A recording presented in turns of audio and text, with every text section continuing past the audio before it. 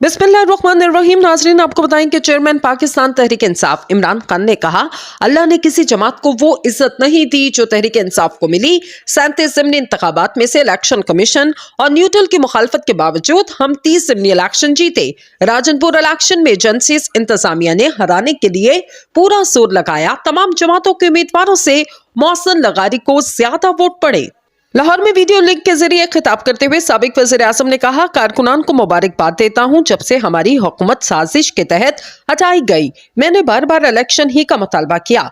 जब साजिश हो रही थी तो साबिक आर्मी चीफ को समझाया था, अगर अदम इस्तेकाम हुआ तो हालात खराब होंगे। इनको कहा ये लोग मईशत नहीं संभाल सकेंगे। इमरान खान ने मजीद कहा कि सुप्रीम कोर्ट का फैसला आया तो हमारी हुकूमत चली गई, हम इनकी तरह रोए नहीं।